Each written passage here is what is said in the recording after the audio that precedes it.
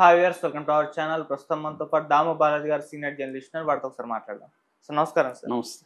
Sir Lokesh గారిని ముఖ్యమంత్రిని చేయాలి అన్న డిమాండ్స్ బలంగా టీడీపీ క్యాడర్ నుంచి వినిపిస్తున్నాయి సార్. రేపు మహానాడు చివరి రోజు సందర్భంగా ఆయన్ని ముఖ్యమంత్రి అనౌన్స్ చేసే అవకాశం ఉందని కూడా చెప్తున్నారు. అలాగే వర్కింగ్ ప్రెసిడెంట్ గా కూడా చేయాలని చెప్పేసి చాలా మంది కోరుకుంటున్నారు. మరి ముఖ్యమంత్రిని చేసే ఛాన్స్ ఉన్నాయా? వర్కింగ్ ప్రెసిడెంట్ చేసే ఛాన్స్ ఉందా? మరి దీని పట్ల పవన్ కళ్యాణ్ గారు ఏ విధంగా రెస్పాండ్ అయ్యే అవకాశం ఉంది? లోకేష్ ఇప్పుడు మహానాడు జరుగుతుంది. మొదటి మహానాడు 1980 మన యాక్చువల్‌గా 1982 మార్చి 27న తెలుగుదేశం పార్టీ స్థాపన జరిగింది. అప్పట్లో ఎన్టీ రామారావు. దాని తర్వాత ఒక నెలకి ఏప్రిల్ 10, 11లో హైదరాబాద్ నిజాం గౌన్స్‌లో మొదటి మహానాడు ఆయన నిర్వహించాడు. అప్పటి నుంచి కూడా మహానాడు రోజు రెగ్యులర్‌గా జరగడం అనేది ఆనవాయితీ. అలాగా ఇప్పుడు 43 ఏళ్ళు అయిపోయింది టీడీపీ పార్టీ స్థాపించి. ఈ సందర్భంగా కడపలో నిన్న, ఈరోజు, రేపు మహానాడు కార్యక్రమాలు జరుగుతున్నాయి. రేపు ఫైనల్ డే. ఈ సందర్భంగా ఏంటంటే ఒక్కసారిగా లోకేష్ నాయకత్వం మీద విపరీతంగా చర్చ మొదలైంది. తెలుగుదేశం మీడియా కావచ్చు, తెలుగుదేశం నాయకులు కావచ్చు, లోకేష్ని సీఎంగా అనౌన్స్ చేయాలి మహానాడులో అని ఒక డిమాండ్లు అయితే పెడుతున్నారు. అంటే కాబోయే సీఎంగా లోకేష్ని అనౌన్స్ చేయాలి, వారసుడుగా అనౌన్స్ చేయాలని. కొంతమంది ఏమో లేదు, నేషనల్ వర్కింగ్ ప్రెసిడెంట్. ఇప్పుడు ఏంటంటే నేషనల్ తెలుగుదేశం పార్టీ జాతీయ అధ్యక్షుడిగా చంద్రబాబు నాయుడు ఉన్నాడు. తెలుగుదేశం పార్టీ జాతీయ వర్కింగ్ అధ్యక్షుడు అంటే కార్యనిర్వాహక అధ్యక్షుడిగా ఇతన్ని పెట్టాలి లోకేష్ని అని డిమాండ్స్ అయితే విపరీతంగా వస్తున్నాయి.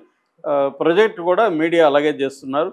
మన గతంలో కూడా లోకేష్ని డిప్యూటీ సీఎం చేయాలని సోమిరెడ్డి చంద్రమోహన్ రెడ్డి, రఘురామకృష్ణరాజు, పోలిట్ బ్యూరో సభ్యుడు శ్రీనివాసరెడ్డి, కడప నాయకుడు ఆయన, ఇలాంటి చాలామంది నాయకులు లోకేష్ని డిప్యూటీ సీఎంగా ప్రకటించాలి, ఎందుకంటే ముగ్గురు నలుగురు కూడా గతంలో ఉన్న సందర్భాలు ఉన్నాయి, ఎందుకు పవన్ కళ్యాణ్ ఒకడే ఉండాలి, లోకేష్కి కూడా ఈక్వల్ ఇంపార్టెన్స్ ఇవ్వాలి, రెండోది పవన్ కళ్యాణ్ మనల్ని ఒక రకంగా బ్లాక్మెయిల్ చేస్తున్నాడు అన్న దీంతో కూడా మాట్లాడిన సందర్భాలు ఉన్నాయి.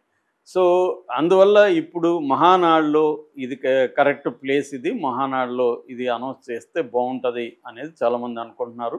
అయితే కొంతమంది వర్కింగ్ ప్రెసిడెంట్గా లొకేషన్ పెట్టాలని నిన్న కూడా మినిస్టర్లు నిమ్మల రామానాయుడు కావచ్చు, డోలా శ్రీబాల వీరాంజనేయ స్వామి కావచ్చు, తర్వాత చీఫ్ విప్ జీవి ఆంజనేయులు కావచ్చు, ఇలాంటి వాళ్ళు ఓపెన్గా మీడియాతో మాట్లాడారు. అలాగే చాలామంది నాయకులు కూడా లొకేషన్ వర్కింగ్ ప్రెసిడెంట్గా చేస్తారని మేము భావిస్తున్నామని అంటున్నారు. మామూలుగా అయితే జాతీయ వర్కింగ్ ప్రెసిడెంట్ అనేది తెలుగుదేశంలో లేదు ఇప్పటి వరకు.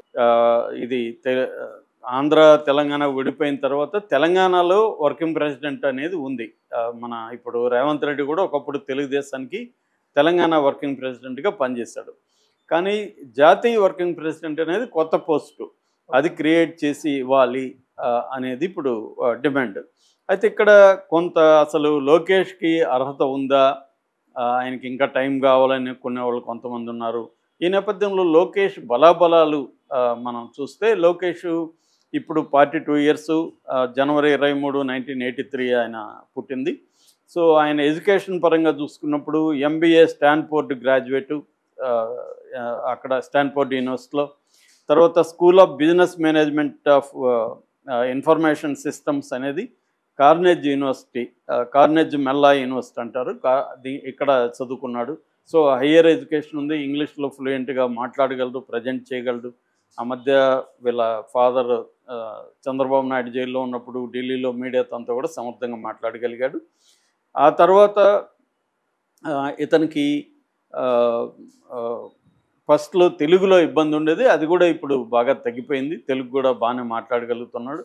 రెండోది రాజకీయంగా కూడా ఆర్గనైజేషన్ అంటే పార్టీ మీద పట్టు కూడా బాగా పెంచుకున్నాడు ఈ మధ్యకాలంలో. ముఖ్యంగా యువగలం పాదయాత్రలో అతనికి 400 రోజులు 4000 కిలోమీటర్లు 27 జనవరి 2023 స్టార్ట్ చేసి మధ్యలో వాళ్ళ నాన్న అరెస్ట్తో కొద్దిగా బ్రేక్ పడింది. మొత్తానికి కుప్పం నుంచి ఇచ్చాపురం వరకు ప్లాన్ చేసుకొని అది ఓవరాల్గా సక్సెస్ఫుల్గానే నడిచిందని చెప్పొచ్చు. దాంట్లో లోకేష్ నాయకత్వాన్ని ప్రజలు, తెలుగుదేశం క్యాడరు గుర్తించేట్టుగా చేయడం, అట్లాగే ప్రజల సమస్యల్ని గ్రౌండ్ లెవెల్లో లోకేష్ చూసుకోవడం, నెక్స్ట్ లోకేష్కి ఉండే నెగిటివ్ ఆస్పెక్ట్స్ అంటే పప్పు అని ఇంకోటి అని ఉన్నవి, అవన్నీ కూడా క్రమంగా పోతూ వచ్చింది. అట్లాగే ఫిజికల్గా కూడా లోకేష్ అంతకుముందు లావుగా ఉండడం, ఇవన్నీ కరోనా టైంలో దాన్ని ఉపయోగించుకొని ఫిట్నెస్ పెంచుకోవడం, ఇలాగా అతను అంటే పార్టీలో ఒక నాయకత్వ లక్షణాలు కావాల్సినవన్నీ పెంచుకున్నాడు. 2014 ముందు ఎలక్షన్ల జరగక ముందు అతను పార్టీలో చేరాడు. అక్కడి నుంచి జనరల్ సెక్రటరీ అయ్యాడు.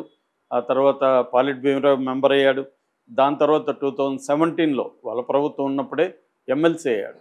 ఎమ్మెల్సీ అయ్యి మినిస్టర్గా పనిచేశాడు, ఐటీ మినిస్టర్గా. దాని తర్వాత 2019లో ప్రత్యక్ష ఎన్నికల్లో ఓడిపోయాడు. మళ్ళీ 2024లో చాలా బంపర్ మెజార్టీతో, అంటే 39 సంవత్సరాలుగా మంగళగిరిలో టీడీపీ జయకేతనం ఎగరవేయలేదు. లోకేష్ ఎగరేశాడు. దాదాపు 91,413 ఓట్ల మెజార్టీతో గెలిచాడు. సో ఏ రకంగా తీసుకున్నా లోకేష్ పార్టీలో కానీ ప్రజల్లో కానీ తన నాయకత్వ లక్షణాలను ప్రూవ్ చేసుకున్నాడు. అట్లాగే ఢిల్లీలో కేంద్రంతో డీల్ చేసే మెథడ్స్ అంతా కూడా మనం చూసాం. ఇటీవలనే మొత్తం ఫ్యామిలీతో మోడీ ఆహ్వానం మేరకు ఢిల్లీ వెళ్ళొచ్చాడు. సో ఈ రకంగా లోకేష్కి ఓవరాల్గా పార్టీలో పట్టు అనేది పెరుగుతుంది. ఇప్పుడు కూడా లోకేష్కి ఇటు హెచ్ఆర్ అంటే హ్యూమన్ రిసోర్స్ డెవలప్మెంటు, తర్వాత ఐటీ, ఎలక్ట్రానిక్స్ అండ్ కమ్యూనికేషన్స్, తర్వాత రియల్ టైమ్ గవర్నెన్స్, ఈ 3 శాఖలు లోకేష్ మెయింటైన్ చేస్తున్నాడు.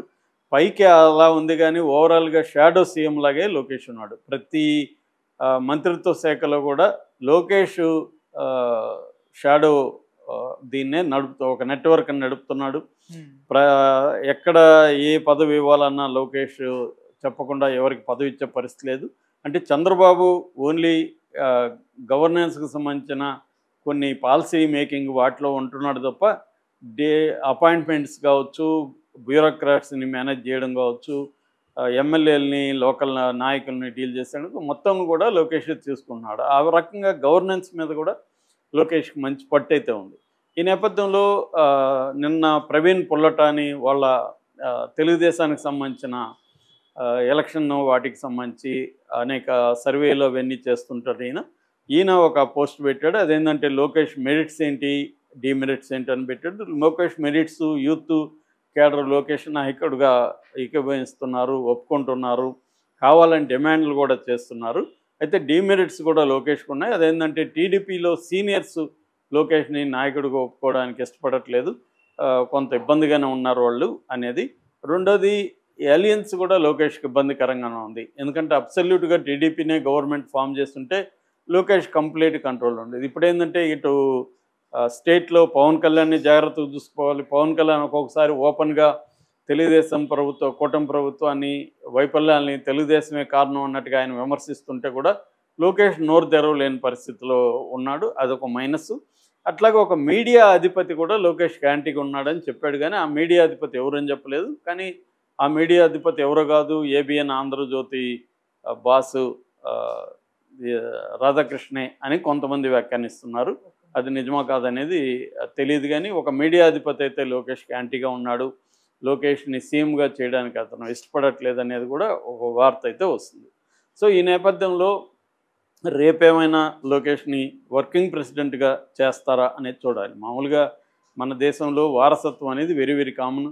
ఇక్కడ మనకి గతంలో జగన్ కావచ్చు, ఇక్కడ కేటీఆర్ కావచ్చు, సో పక్క రాష్ట్రంలో తమిళనాడులో స్టాలిన్ కావచ్చు, వీళ్ళందరూ కూడా వారసత్వం నుంచి వచ్చిన వాళ్ళే. వీళ్ళ క్యాపబిలిటీస్ అనేవి నేను చెప్పినట్టుగా ఎడ్యుకేషన్ ఉండాలి, బాడీ ఫిట్నెస్ ఉండాలి, గ్లామర్ ఉండాలి, తర్వాత గవర్నెన్స్ మీద పట్టు ఉండాలి, పార్టీ మీద పట్టు ఉండాలి, వివిధ వ్యవస్థలని ఎట్లా ఆర్గనైజ్ చేయాలో తెలిసి ఉండాలి, అట్లాగే సెంట్రల్లో ఉండే పార్టీతో మంచి సంబంధాలు ఉండాలి. ఇవన్నీ కూడా లోకేష్కి అయితే ప్రజెంట్ ఉన్నాయి. సో కాబట్టి లోకేష్ వచ్చే అవకాశం ఉంది. అయితే లోకేష్ ఏమన్నాడంటే ఇది అడిగినప్పుడు నేను సీఎం కావడానికి అంత తొందర ఏముంది, చంద్రబాబు నాయుడు గారు యాక్టివ్గా ఉన్నారు, ఆయనే పరిపాలిస్తారు, ఆయన సెంట్రల్లో మోడీ నాయకత్వం, ఇక్కడ చంద్రబాబు నాయకత్వం ఉంటే దేశం ముందుకెళ్తుందని లోకేష్ చెప్తున్నాడు. అంటే లోకేష్కి పేరుకి సీఎం అనేది లేదు, కానీ ఆయనే సీఎం లాగా బిహేవ్ చేస్తున్నాడు. కాకపోతే పవన్ కళ్యాణ్ని బ్యాలెన్స్ చేసుకుంటూ వెళ్ళాలన్న అవసరం ఉంది. అట్లాగే సెంట్రల్లో కూడా జాగ్రత్తగా డీల్ వెళ్ళాల్సిన అవసరం అయితే ఉంది. ఇప్పటి వరకు అయితే చంద్రబాబు గైడెన్స్లో లోకేష్ వెళ్ళగలుగుతున్నాడు. చంద్రబాబు లేకుండా లోకేష్ ఇవన్నీ చేయగలడా అనేది ఇప్పటికీ కూడా